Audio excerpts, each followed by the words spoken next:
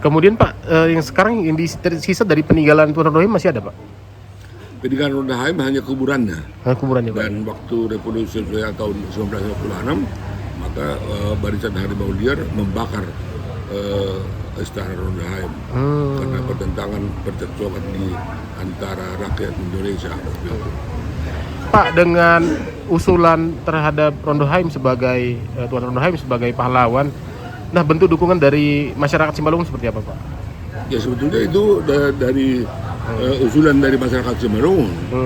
Dan di waktu itu Siar Saragi Bupati itu diusulkan ke gubernur oleh masyarakat, oleh panitia tertentu yang dibentuk bupati. Kemudian gubernur mengkaji ulang dan mengusulkan di Jakarta. Pengusulan ini sudah mulai tahun 2021, kemudian 2022, 2023, kemudian 2025 ini. Tahun yang lalu 2024 tidak ada pengusulan yang diterima presiden karena presiden itu sibuk ke luar negeri. Berarti ini usulan keempat ya Pak? Ya. Usulan keempat ya. Kita harap ini mudah-mudahan ya Pak ya. Ini sesuai pemerintah pusat sama kita ya Pak ya. Ya, kita mengharap itu benar. Karena dari Kabupaten Simalungun, dari daerah etnik Simalungun, belum ada pahlawan nasional. Dari Tapanuli Utara sudah ada, Tapanuli lah kita bilang, Singa Maharaja. Dari Melayu sudah ada, Amir Hamzah misalnya. Dari selatan sudah ada, dan suku-suku lain dari Karo sudah ada, Jamin Ginting misalnya. Jadi Simalungun belum ada sampai sekarang. Jadi kita mengharap dari panitia gelar pahlawan nasional di Jakarta supaya sekali ini diloloskanlah Rodohim sebagai pahlawan nasional, karena sekarang itu sudah termasuk 11 calon yang diusulkan dari berbagai provinsi Indonesia, termasuk dalam Rodohim. Pak, selain Tuan Rodohim, ada nggak kandidat-kandidat lain yang dari Simalungun yang kita rasa memang punya dampak besar terhadap NKRI, Pak? Yang pernah diusulkan adalah juga Raja Sangnawalu Damanik dari Kerajaan Siantar. Dia adalah penerus atau junior dari Rodohim, karena dia hidup sesudah Belanda masuk ke Indonesia. Korte Verklaring sudah ditangani, dia melawan Korte Verklaring itu. Jadi sudah ditandatangani oleh Raja. Dengan ini kami menyerahkan kedaulatan kepada kerajaan Belanda. Maka Rodohim tidak mau. Maka karena dia melawan, maka ya Belanda waktu itu sudah berkuasa. Dianggap aja pegawai, dipindahkan dia ke Medan, kemudian di sana karena tidak mau diatur, maka dipindahkanlah dia ke Bengkalis, dan di sana dia sampai meninggal. Di sana pun dia jadi tokoh masyarakat ya Pak ya? Dia tokoh masyarakat yang sebetulnya membangun kota Siantar ini, sehingga ada peradaban di kota Siantar ini pada awal abad ke-20. Oke Pak, mantap Pak. Nah, ya Pak, lanjut Pak. Ya. Nah, sosok Tuan Rodohim ini seperti apa sih Pak? Sosok Tuan Rodohim ini menurut saya adalah pejuang yang tidak mau memberikan kesempatan kepada Belanda, waktu itu kan masih perkebunan, untuk masuk ke kerajaan raya dan khususnya dan Simalungun pada umumnya.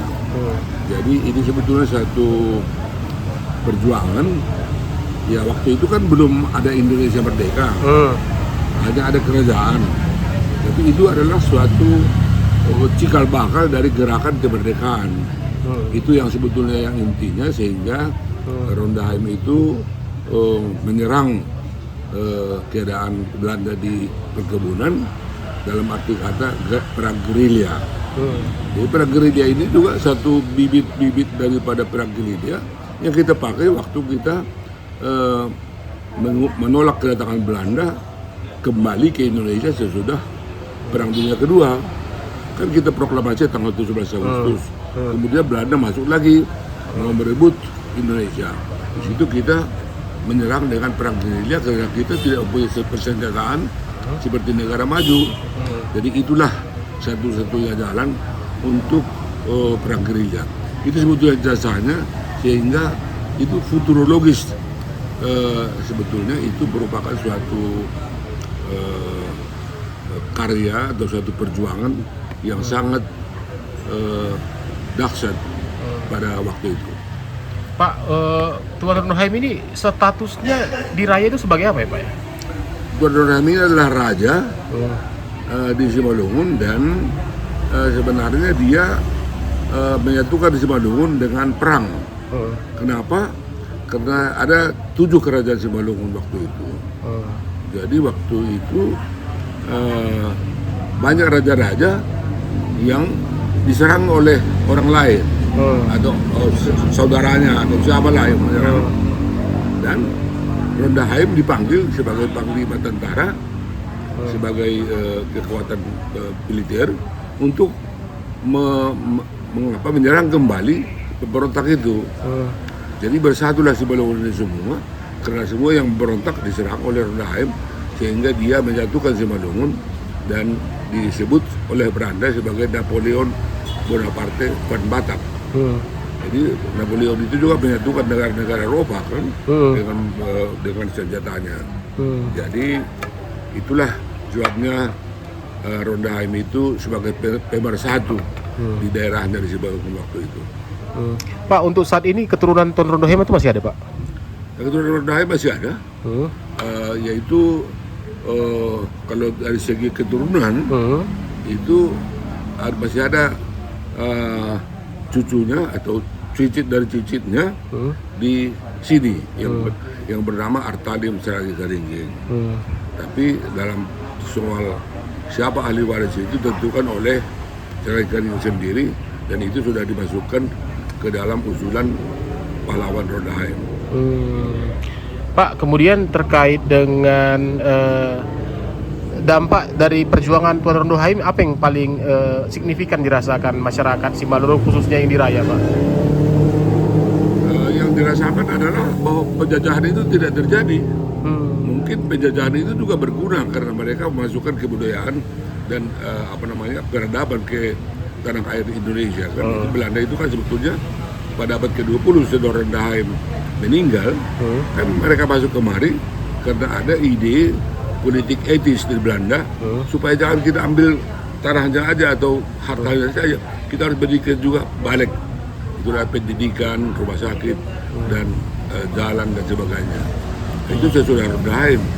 Jadi ada juga memang Belanda membangun di Indonesia, dan karena membangun di Indonesia anak-anak Indonesia menjadi terpelajar. Paling sedikit tempat SMA lah kan. Dulu namanya HBS SMA itu, ada HIS Sekolah Rakyat, dan Luro itu namanya SMP. Jadi karena mereka sekolah seperti di Siantar ini ada yang sudah sekolah sampai SMA, yaitu misalnya TB Simatupang. Kemudian ada juga yang dari Tapanuli Selatan, yaitu Hadasution, Abdul Haris Nasution. Itu juga disekolahkan pada zaman Belanda pada abad ke-20. Jadi mereka bisa. Jadi pada masa Trondheim itu tentu semangatnya itu yang kita ambil, bahwa semangat untuk kemerdekaan sudah ada pada abad ke-19 sebelum orang lain memikirkannya. Dia sudah berbuat sebelum orang lain memikirkan. Gitu. Download Tribun X sekarang, menghadirkan lokal menjadi Indonesia.